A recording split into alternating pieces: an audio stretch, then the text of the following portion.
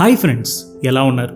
2006లో Facebook start అయిన కొత్తల్లో Noah కేగన్ Facebook top 30 మెంబర్స్లో ఒకడు. అతను ఎంప్లాయీ నెంబర్ 30.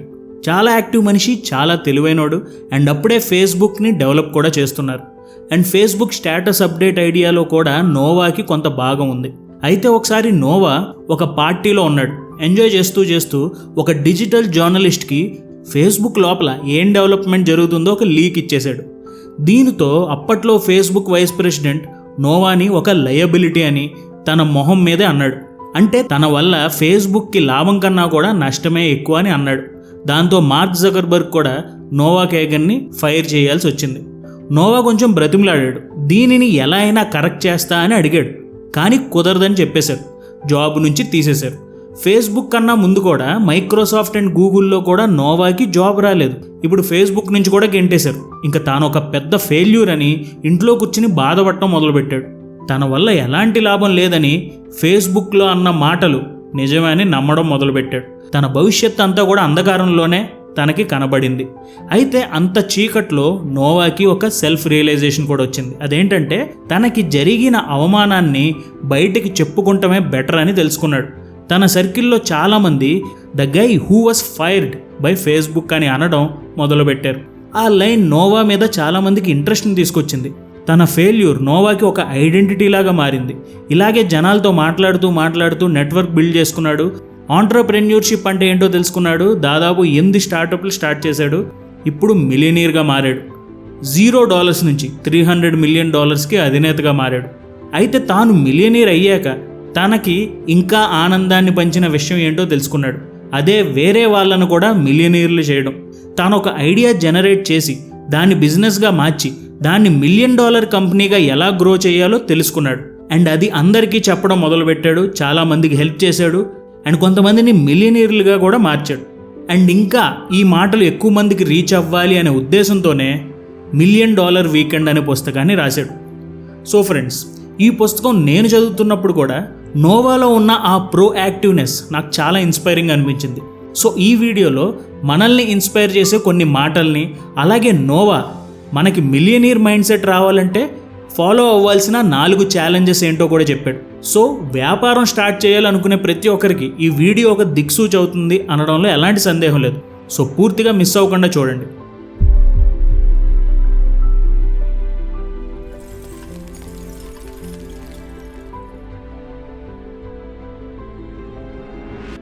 ముందుగా ఈ పుస్తకంలో 3 పార్ట్స్ ఉన్నాయి. Start it, build it and grow it. And ఈ మూడింటిలోనూ ఛాలెంజెస్ కూడా ఉంటాయి. ఆ ఛాలెంజెస్ని కనుక మీరు క్లియర్ చేయగలిగితే ఈ వీకెండే ఆ $1 మిలియన్ బిజినెస్ని మీరు స్టార్ట్ చేయొచ్చు. అయితే ఈ వీడియోలో మొత్తం అన్నీ చెప్పడం కష్టం కాబట్టి ముందుగా స్టార్ట్ ఇట్ మీద కాన్సన్ట్రేట్ చేద్దాం. ప్రతి ఒక్కరికి లోపల ఆంట్రప్రెన్యూర్ అవ్వాలి అని ఉంటుంది. ఎందుకు ఉండదు చెప్పండి? కానీ ఎందుకు ఆ జర్నీలోకి వెళ్ళామంటే మనకి అందులో చాలా ఎక్స్క్యూజెస్ కనపడతాయి.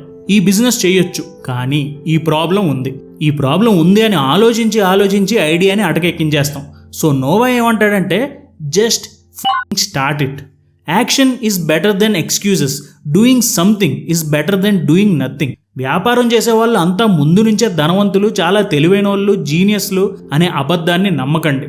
వాళ్ళందరూ కూడా మనలాగే నార్మల్ పీపుల్. వాళ్ళ దగ్గర ఉన్న రిసోర్సెస్ని ఉపయోగించి వాళ్ళు సక్సెస్ అయ్యారు. సో మీ దగ్గర ఉన్న రిసోర్సెస్ ఏంటో చూడండి. అలాగే ఆంట్రప్రెన్యూర్షిప్ మీకు ఫైనాన్షియల్ ఫ్రీడమ్ ఇవ్వగలదు, కానీ ఈ ఆంట్రప్రెన్యూర్షిప్ ఫైనాన్షియల్ సెక్యూరిటీ ఇవ్వలేదు. కాబట్టి బ్యాకప్ ప్లాన్ పెట్టుకోవడం కూడా చాలా మంచిది. ఏదైనా అనుకోని పరిస్థితి వస్తే పనులు సజావుగా జరిగేలా చూసుకోవాలి. వ్యాపారంలోనే కాదు, జీవితం కూడా చాలా అనూహ్యంగా ఉంటుంది. ప్రకృతి వైపరీత్యాలు, ప్రమాదాలు తరచూ జరుగుతుండటంతో కేవలం డబ్బు సంపాదించడమే కాకుండా కుటుంబానికి భద్రత, భరోసా కల్పించడం కూడా చాలా ముఖ్యం. ఇక్కడ టర్మ్ ఇన్సూరెన్స్ తీసుకోవడం చాలా మంచిది. ఈ టర్మ్ ఇన్సూరెన్స్ పాలసీ మన కుటుంబానికి ఫైనాన్షియల్ స్టెబిలిటీని ఇస్తుంది. ఈ ఫైనాన్షియల్ స్టెబిలిటీ ఫ్యామిలీ యొక్క ప్రధాన ఖర్చులు మరియు బాధ్యతలను కవర్ చేయడానికి సహాయపడుతుంది. ముఖ్యంగా ఒక ఫ్యామిలీకి ఒక పెద్ద లేనప్పుడు వాళ్ళ కుటుంబం ఆర్థికంగా దెబ్బతింటుంది. అందుకే టర్మ్ ఇన్సూరెన్స్ ఒక మంచి ఐడియా. నెలకు కేవలం $600 నుంచి $700 చెల్లిస్తే ₹2 కోట్ల కవరేజ్ పొందొచ్చు. మీకు 24/7 క్లెయిమ్ అసిస్టెన్స్ కూడా లభిస్తుంది. మరియు సెక్షన్ 80C కింద మీరు 1.5 lakhs వరకు ట్యాక్స్ ని ఆదా చేయొచ్చు. ఆన్లైన్లో దరఖాస్తు చేసుకుంటే 10% వరకు డిస్కౌంట్ లభిస్తుంది. ఇది మీకు మనశ్శాంతినిస్తుంది. ఒక కుటుంబం ఫైనాన్షియల్గా సెక్యూర్డ్గా ఉంటుంది. కాబట్టి డిస్క్రిప్షన్లో ఇచ్చిన లింక్ని క్లిక్ చేయండి. 51+ ఇన్సూరెన్స్ కంపెనీల నుండి ప్లాన్లు కంపేర్ చేసి మీకు నచ్చిన ప్లాన్ తీసుకోండి. ఓకే, ఇంకా వీడియోలోని మొదటి ఛాలెంజ్కి వచ్చేద్దాం. అదే ద $1 ఛాలెంజ్. సో ముందుగా మనం ఆంట్రప్రెన్యూర్గా స్టార్ట్ అవ్వాలి అంటే మనం ఈ ఛాలెంజ్ని చేయడం చాలా ముఖ్యం. ఈ ఛాలెంజ్లో మీరు చేయాల్సింది ఏమిటంటే మీ ఫ్రెండ్ ఆర్ ఫ్యామిలీ రిలేటివ్ ఎవరినైనా కాల్ చేయండి, లేకపోతే మెసేజ్ చేయండి. వాళ్ళకి చెప్పండి, నేను ఇలా $1 మిలియన్ వీకెండ్ అనే పుస్తకంలోని ఛాలెంజ్ చేస్తున్నా. అందులో భాగంగా మొదటి ఛాలెంజ్లో మీకు నచ్చిన వ్యక్తిని $1 అడగమన్నారు. మనకి డాలర్ లేవు కాబట్టి $100 అనుకుందాం. సో $100 అడగమన్నారు. ఇది నా బిజినెస్లో ఇన్వెస్ట్మెంట్గా భావిస్తాను అండ్ ఇలా చేసిన దానికి నేను నీకు అప్డేట్స్ ఇస్తూ ఉంటాను. నా ఐడియాస్ ఎలా ఉన్నాయి, ఆ ఐడియా నుంచి నేను ఎలా బిల్డ్ చేస్తున్నా అన్నీ నీకు మెసేజెస్లో నా జర్నీని చెప్తాను. నీకు ఇంట్రెస్ట్ ఉంటే $100 పంపు అని చెప్పండి.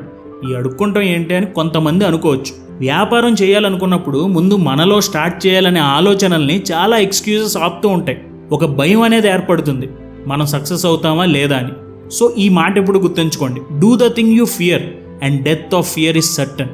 ఎప్పుడైతే మనకు ఒక పనిలో భయం ఉందనుకుంటామో ఆ పనే మీరు చేశారనుకోండి, ఇంకా భయం అనేది ఆ పనిలో చచ్చిపోతుంది. సో ముందు ఈ ఛాలెంజ్ చేయడం వల్ల ముందు మీ ఐడియా ఏమిటో కూడా తెలియకుండా మిమ్మల్ని నమ్మి ఒక $100 ఇచ్చేవాళ్ళు ఉన్నారు అనే ఆలోచన ఒక కాన్ఫిడెన్స్ ఇస్తుంది.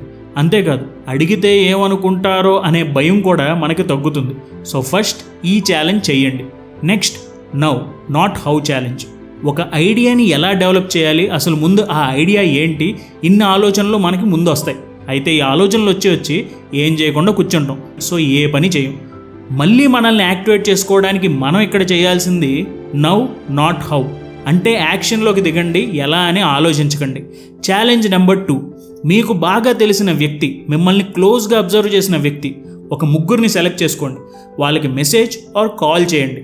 వాళ్ళని అడగండి, నేను మంచి బిజినెస్ ఐడియాస్ కోసం చూస్తున్నాను, నా గురించి మీకు బాగా తెలుసు, సో నేను ఎలాంటి బిజినెస్ చేస్తే బాగుంటుంది అని మీకు ఐడియా ఉంటే అది నాకు సజెస్ట్ చేయండి అని అడగండి.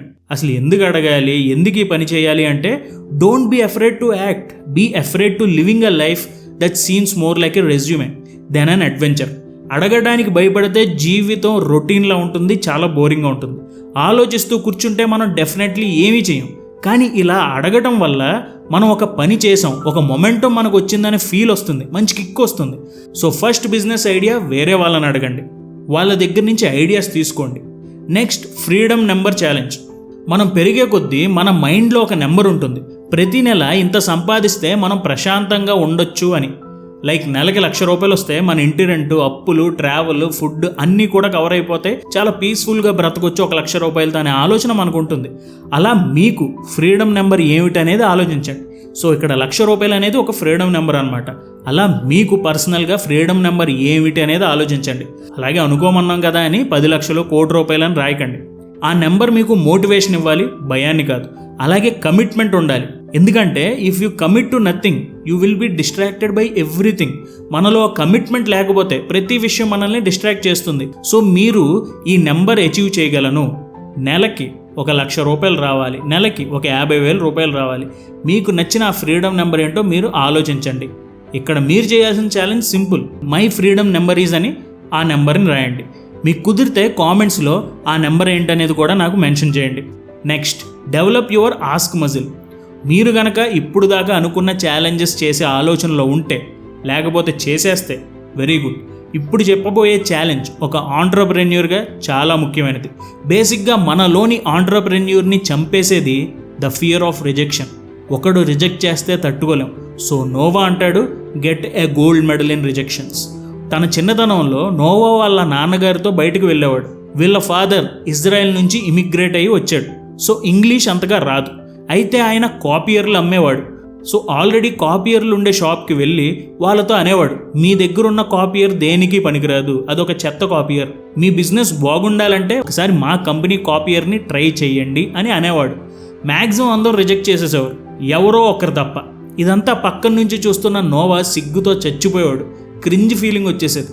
తర్వాత ఇంటికి వెళ్ళాక నోవా అడిగేవాడు, నాన్న పొద్దున్నుంచి నో తర్వాత నో, నో అంటే నో అనే మాట వింటున్నావు, అందరూ రిజెక్ట్ చేస్తున్నారు, నీకు చిరాకు రావడం లేదా అని అన్నాడు. అప్పుడు వాళ్ళ నాన్నగారు చెప్పారు, లవ్ రిజెక్షన్స్. రిజెక్షన్స్ని ట్రెజర్లా తీసుకో. రోజుకి ఎంత ఎక్కువ రిజెక్ట్ అయితే అంత మంచిది.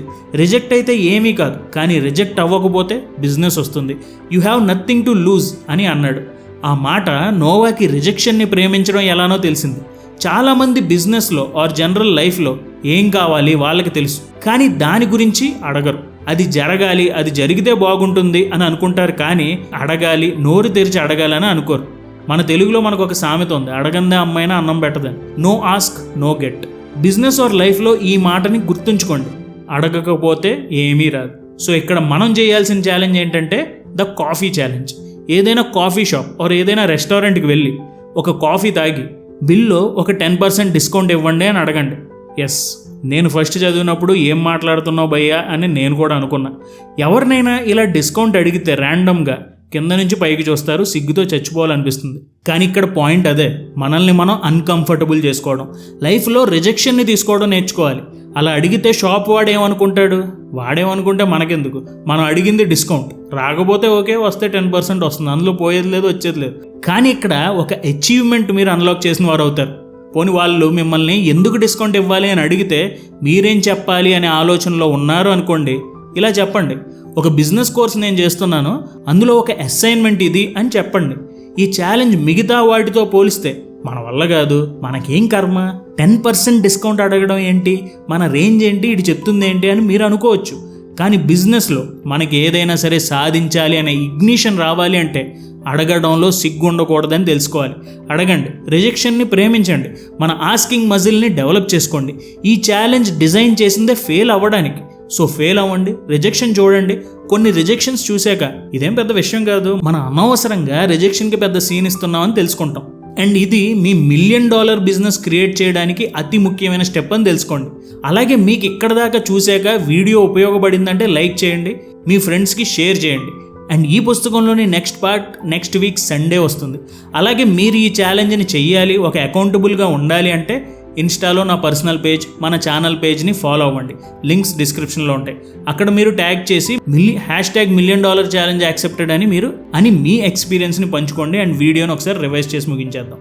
ముందుగా స్టార్ట్ ఇట్లో ద $1 ఛాలెంజ్. మీకు ఇష్టమైన వారు ఎవరైనా సరే వాళ్ళకి కాల్ చేసి వారు మెసేజ్ చేసి ఒక బిజినెస్ ఐడియా కోసం $100 ఇన్వెస్ట్ చేయండి అని అడగండి. దానికి బదులుగా మీకు అప్డేట్స్ ఇస్తానని చెప్పండి. Now not how challenge. మీకు నచ్చిన ఒక 5 మెంబర్స్ని సెలెక్ట్ చేసుకుని, ముగ్గురైనా పర్లేదు, వాళ్ళని అడగండి, నేను ఇదంతా కూడా ఒక బిజినెస్ ఐడియా కోసం చేస్తున్నా, నా గురించి మీకు తెలుసు కదా, సో నాకు సూట్ అయ్యే మంచి బిజినెస్ ఐడియాస్ ఉంటే చెప్పండి అని అడగండి. Freedom number challenge. మీరు అచీవ్ చేయగల ఒక నెంబర్, ఇంత సంపాదిస్తే ఫ్రీడమ్తో బ్రతకొచ్చు అని అనుకుంటున్నారో ఆ నెంబర్ని మై ఫ్రీడమ్ నెంబర్ ఈజ్ అని రాసుకోండి. The coffee challenge. ఒక కాఫీ షాప్కి వెళ్ళండి, కాఫీ తాగండి, తర్వాత 10% బిల్ మీద డిస్కౌంట్ అడగండి. ఇది మీ ఆస్కింగ్ మజిల్ని డెవలప్ చేస్తుంది, రిజెక్షన్కి అలవాటు చేస్తుంది. సో ఇది ఫ్రెండ్స్ ద $1 మిలియన్ వీకెండ్ అనే పుస్తకం. అండ్ ఈ పుస్తకం నెక్స్ట్ పార్ట్స్ నెక్స్ట్ వీక్ వస్తాయి. సో మిస్ అవ్వకుండా అవి కూడా చూడండి. అలాగే ఫైనాన్షియల్ ఇండిపెండెన్స్ అవసరమే, దానితో పాటు మీ ఫ్యామిలీకి ఫైనాన్షియల్ సెక్యూరిటీ కూడా. సో డిస్క్రిప్షన్లో ఇచ్చిన లింక్ని క్లిక్ చేసి టర్మ్ ఇన్సూరెన్స్ తీసుకోవడం మర్చిపోకండి. Thank you so much for watching our videos. జై హింద్.